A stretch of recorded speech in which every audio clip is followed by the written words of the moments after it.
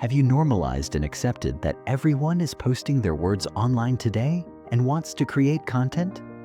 Have you ever thought about how being online all the time is affecting today's children? First of all, there is no need to be surprised by this. It is equally true that social media is harming us all, physically, emotionally, and mentally.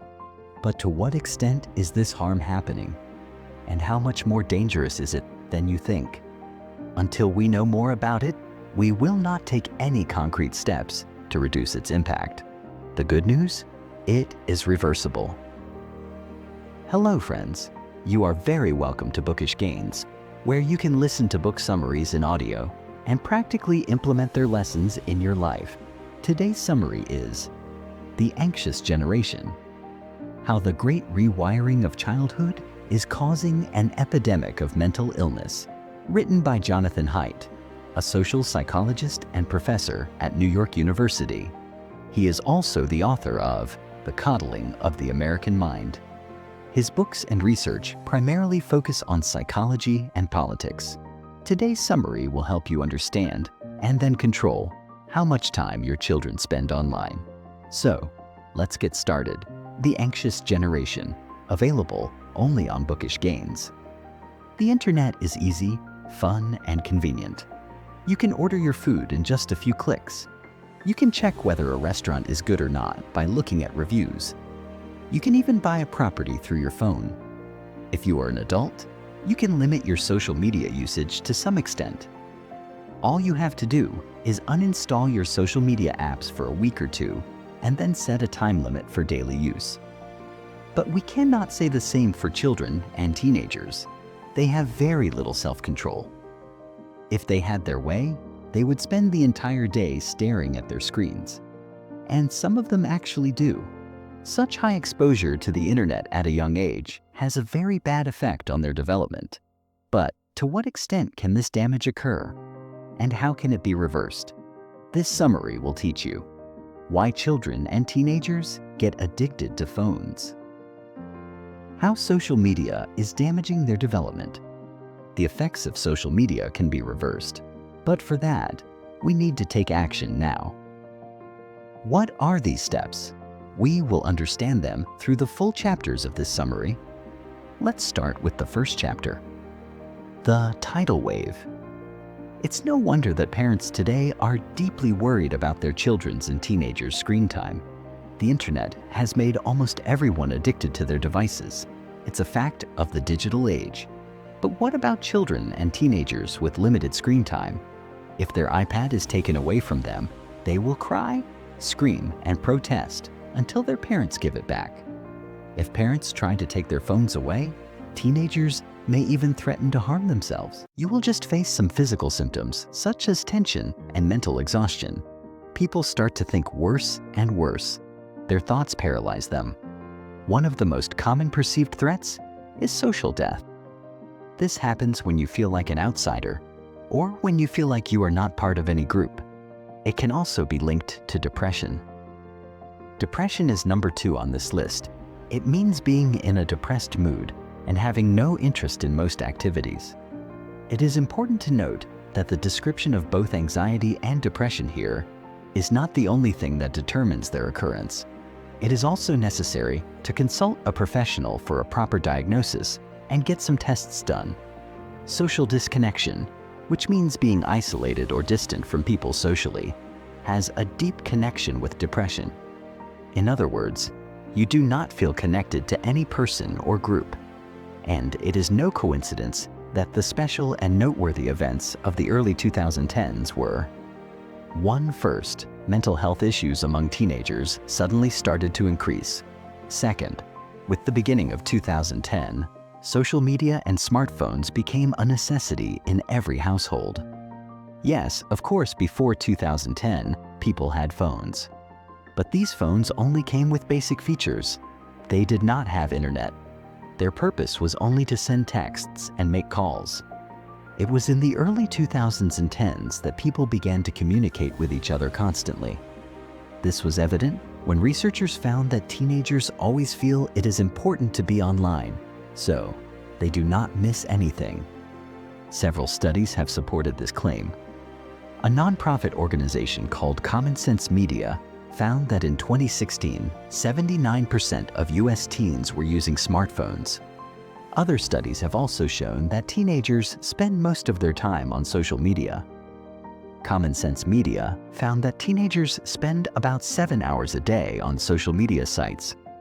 So far, no one has been able to fully explain the connection between being active on social media, the increase in mental health disorders. What is the real reason behind this? Why is this situation so dangerous? But the answers to these questions will be sought. Let's move on to the next chapter, the backstory. There is no doubt that constant use of the internet and social media hurts a child's development. A child who was very young before the advent of social media and smartphones, and one who is growing up today, is there a huge difference between them? Before answering this question, we have to pay attention to 4 features related to our childhood. 1. The first feature is slow-growing childhood. Compared to animals, humans do not reach puberty quickly. Animals are children for a short period, mature very quickly, and start reproducing. From the perspective of evolution, this seems logical. After all, evolution means increasing our chances of survival by producing children. Then why does it take so long for humans to grow up? It is because our evolutionary journey has changed. Long ago, our jaws and guts were bigger, allowing us to chew and digest food. To do this, we needed a big jaw and gut. But then humans discovered that we could cook our food, which made it much easier to chew and digest. So, the size of our jaw and gut continued to decrease. Humans take a long time to grow up because we can learn. We learned from each other, which increased our chances of survival to a great extent. Therefore, we were in no hurry to grow up. But evolution did not stop there. Learning was not only possible, but it was also easy, and it was manageable. In other words, children wanted to learn because they were motivated by 3 things that make up the next 3 features of our childhood. 2. Free play. The meaning of free play is clear from its name. Humans and other mammals feel the need to play. If a child does not get to play, a social and emotional gap remains within him. Free play helps children develop all kinds of skills. For example, while playing, they run and play games like hide and seek, which develops their motor skills. Interacting with other children leads to excellent development of children's social skills. The author of this book, Haidt, introduced the term play-based childhood because of free play. It means that a child interacts with his environment where the risk is low. The opposite of play-based childhood is phone-based childhood. As the name suggests, this is a childhood where the child remains glued to his phone. 3. The next feature is attunement. This happens when you bond with other people. In this, you share your happiness, your sorrows, your problems, and almost everything with each other. A child's laughter forces everyone present there to smile. A child who plays with other children in the playground, his mood also becomes like theirs. The last feature is social learning. This means that children choose their own role models. Since children do not know how to live in this world, they copy others. Above all, they should also know that they should copy the right people. How phone-based childhood blocks. These childhood features get blocked due to phone-based childhood. For example, take the example of free play. Free play teaches children to deal with things like fights, injuries, the emotions of other children. It also helps them develop skills that will help them get along with others so that they can continue to play with them in the future. But the phone takes away this opportunity from them. Because of the phone, a child sits alone and watches TikTok videos for hours. He does not feel the need to interact with anyone. Also, it is easier for him to leave his friend group online because he knows that it is not going to affect him, or he will not have to face any consequences. Phone-based childhood affects attunement in such a way that it starts interfering with real-life interactions. For example, suppose a child is spending time with his family, but is also getting distracted by the constant notifications on his phone. Attunement also promotes rapport with others. Singing, dancing, and being with others bring joy to a person. The phone takes away this simple but impactful activity. The joy of being with others is an important part of a person's life. Nowadays, phones put a lot of pressure on you to be in sync with your friends. You have to be online all the time so you don't miss out. If you miss out on anything, you feel like you're no longer part of the group. Attunement shouldn't be a burden. How social learning has become more complex. And lastly, social learning has become 100 times more complex because of the internet. Teenagers automatically start copying the most popular social media influencers because their friends are also following these influencers. Teenagers tend to go with the majority. If they don't like something popular, they are kicked out of the group. The problem is that teenagers copy whatever is popular on social media, be it good or bad. What they constantly see on their screens has a deep impact on the way they think, feel, and behave. For example, an influencer posts a reel of himself getting into a verbal spat with his parents. A teenager would think that this is wrong, but the online creator asks his fans to do exactly this. The teenager sees that thousands of people have liked, commented, and shared it. Other people are also doing the same thing. So he himself starts copying this behavior because everyone is doing the same. Now it is obvious how much harm this kind of social learning can do, and it is really a matter worth worrying about. Children and teenagers start copying every person who is popular. Let's come to the next chapter, the Great Rewiring. Phone-based childhood began when people gradually became addicted to basic cell phones. The author of this book believes that it began in the early 2010s. In the early 2000s, phones were only meant to let you send a few text messages. They couldn't hold your attention for long. After that, the system was upgraded and different types of applications started coming. By 2014, the Google Play Store and Apple App Store had 1 million apps. Suddenly, hours were not enough to scroll through these apps, games, and videos. In the early 2010s, social media also experienced a huge boom. Although Facebook, MySpace, and Friendster had been created before 2005, improvements were made to them in the early 2010s, making this period a very addictive time. Now you could chat with your Facebook friends in the blink of an eye. You could tweet about any topic, and if people liked and retweeted your tweet, you could even go viral.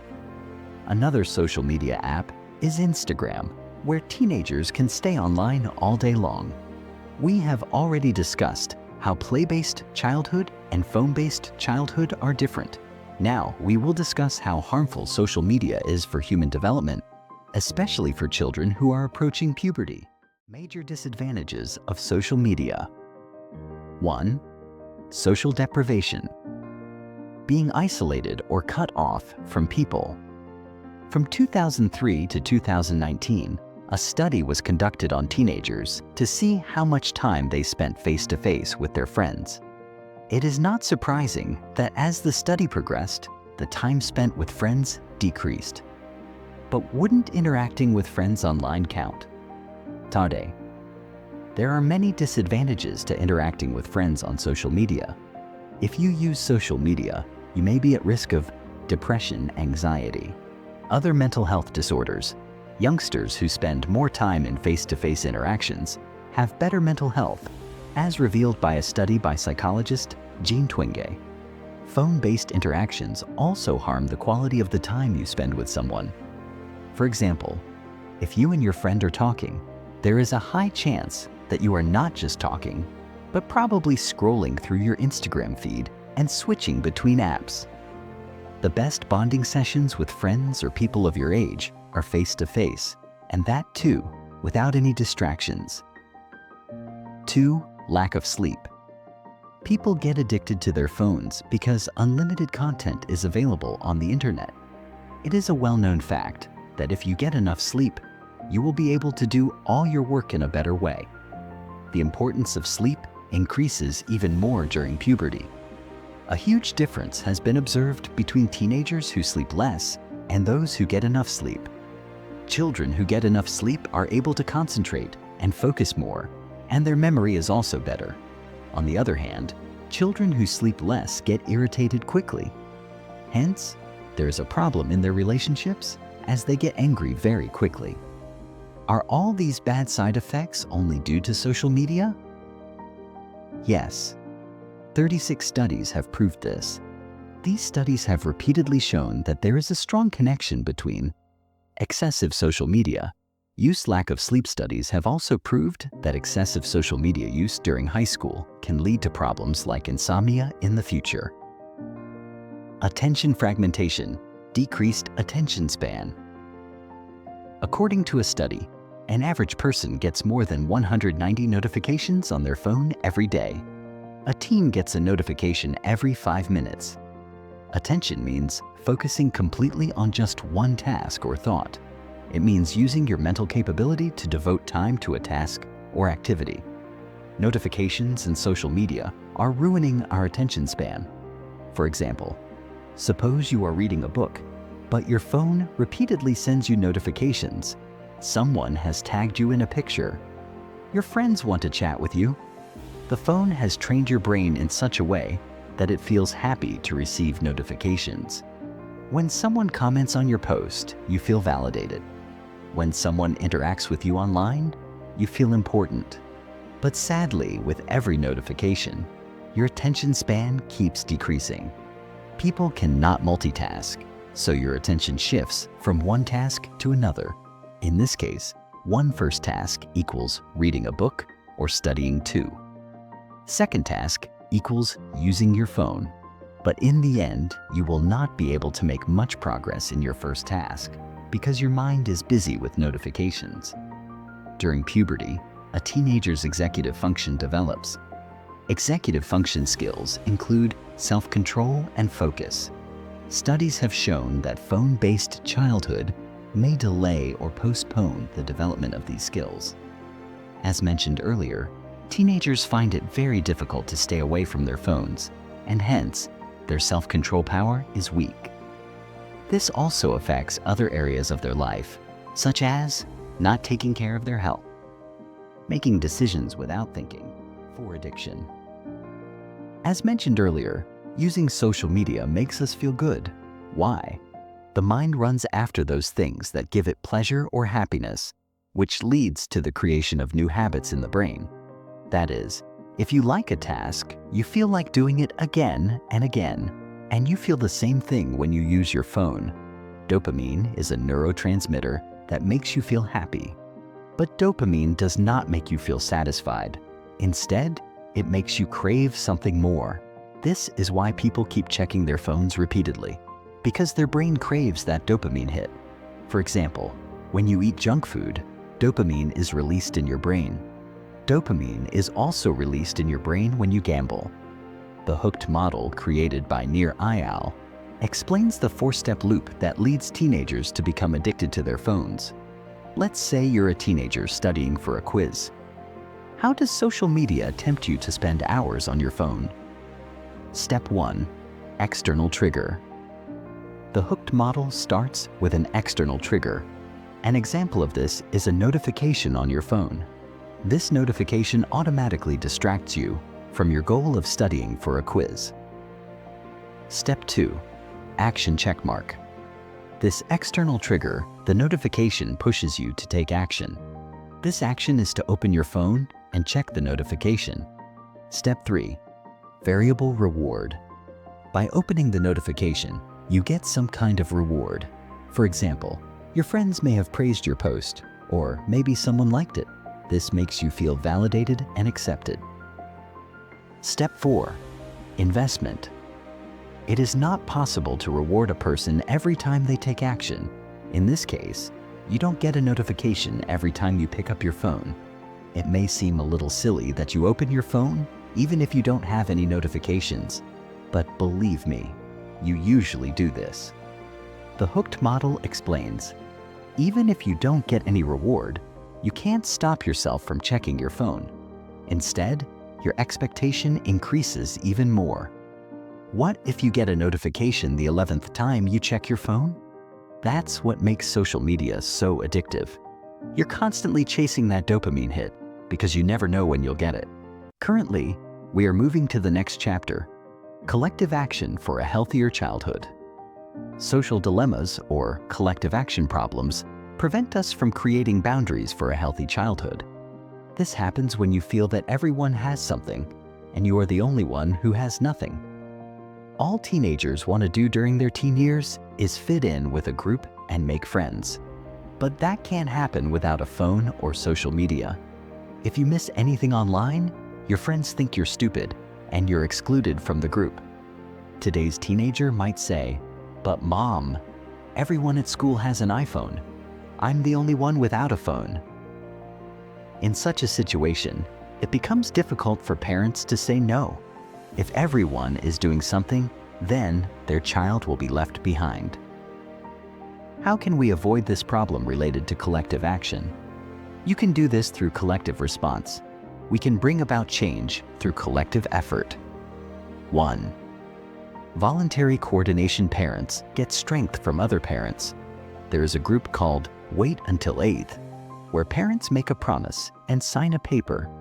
This paper states that parents should not give phones to their children until they reach 8th grade. But this paper is considered valid only when at least 10 families sign it. This way, children will not feel isolated because they do not have a smartphone. 2. Social norms and moralization. Children who do not have smartphones should also be considered normal. This is an effective way to prevent children from being online all the time. When there are rules in society, it helps people to behave accordingly. Example: earlier, driving after drinking was accepted, but today it is considered extremely dangerous. After making laws for it, it is no longer considered normal.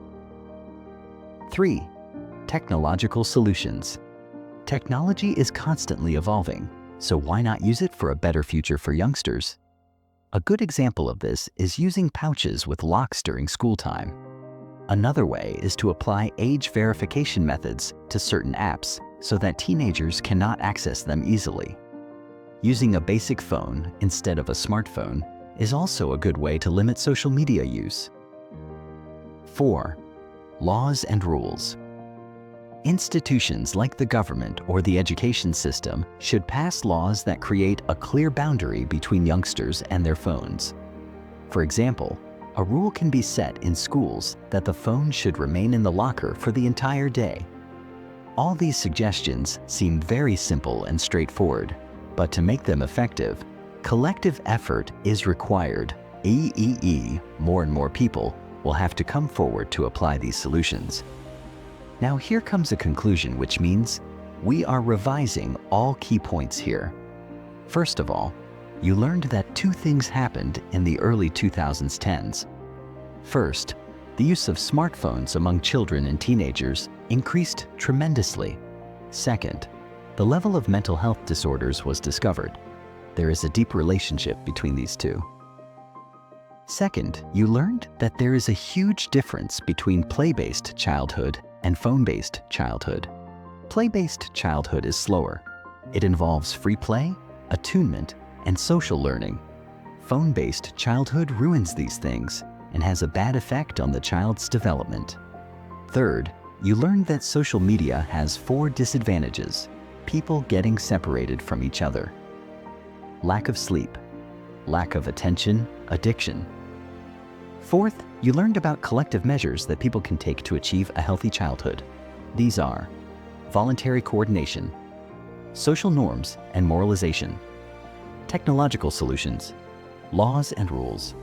Modern technology is groundbreaking. We wouldn't be where we are without it. Modern technology has saved millions of lives and made life a lot easier. But modern technology is also taking away children's childhood. It's ruining their self-esteem. what they think about themselves, and what they should prioritize. Modern technology makes us feel as if we cannot live without it. But if you are a child or teenager, it is absolutely possible. Don't live your life through a screen, but instead interact with real people and talk to them. Adults can only do this through collective effort. All you need to do is come together as a group and spread the word about the damage social media can do. So, speak up, connect with people, and see how this collective effort can bring about change. Finally, if you have reached the end of this summary, then congratulations. There are very few people who invest time in knowledge. Otherwise, you could have wasted your time somewhere else. We hope that after listening to and reading the summary, some people will volunteer to take the initiative for this in their society and community. Make a promise now in the comment section. And whenever you take an initiative, whether it is a big or small success, write it back here. By seeing your success and initiative, other people will also be inspired. I hope you will do it. How is this summary important for us? Comment below. I will come back with another summary. Till then, take care.